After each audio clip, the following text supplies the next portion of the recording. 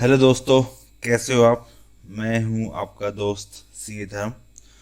बड़े सारे लोगों के क्वेश्चन आते थे डायरेक्टर रेम्यूनरेशन पे।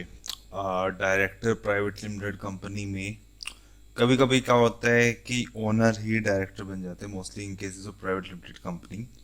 वो एज ए वर्कर काम भी करते हैं और डायरेक्टर एज ए कंपनी को हैंडल भी करते हैं। कभी कभी यार कुछ केस ऐसे होते हैं कि वहाँ पे एक्सपर्ट डायरेक्टर को हायर किया जाता है, लेट्स से प्रोफेशनल्स को। तो समटाइम्स दे डू वर्क। तो इसमें एम्बिग्यूटी बची हुई थी। लोगों के क्वेश्चंस आते थे कि सर इन पे जीएसटी की क्या इम्प्लीकेशन है। तो उसके लिए फाइनली भी क्लैरिफिकेशन आ गई है। तो basically I can divide director into three category.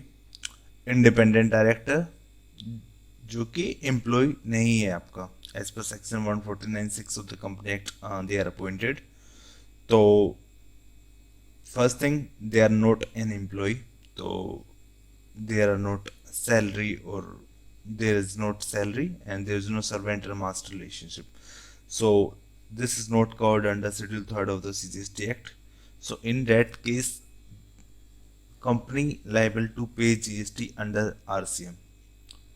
So basically, these are clearly fall into the category of like outside professionals, and GST needs to be paid by the company under RCM mode. Okay, so now comes to the question: dependent director, not independent director. Is the director who is an employee. So sometimes what happen is that director is working in a dual capacity. He is drawing salary as well, and he is also getting some additional perks and benefits other than salary. So you need to bifurcate that, and you need to clearly draw up your service agreement. In this case, that what portion is for the salary and what portion is for remuneration other than salaries. So for the portion remuneration declared as salary, TDS under section 192 of the IT Act will be applicable, because there is clear employer-employee relationship, and the schedule third of the GST Act, it's outside the so it is not taxable, and no GST tax liability on the company. Okay, and now comes to the portion for the services, or for the payments which are we pay company paying for other than salaries. So in that case, it will be covered under 194J for the professional fees for professional or technical services, and it is not covered under Schedule 3rd of the CGST Act.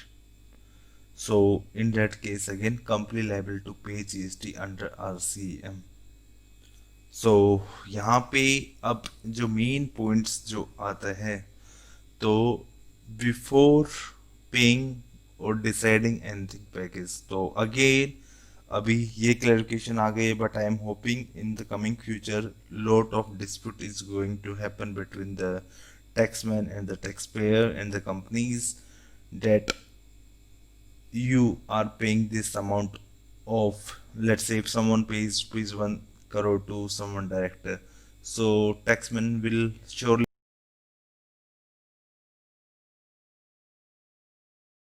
come up with an approach that you are paying it in the capacity of professional, and the salary part is only, let's say, 20 lakh, and the 80 lakh is part of remuneration other than salaries. So it will again trigger lots of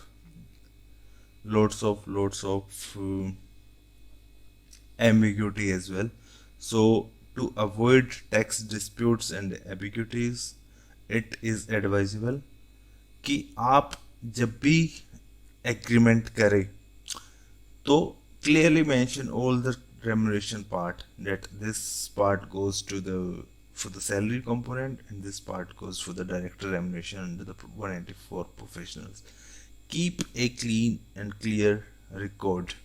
Go and make a complete service agreement, a detailed service agreement to establish that so much part of this so much part of the remuneration is being paid as a salary, and so much part of remuneration is being paid as professional fees. So it will save you in future, and it will certainly avoid litigations. Okay, thank you.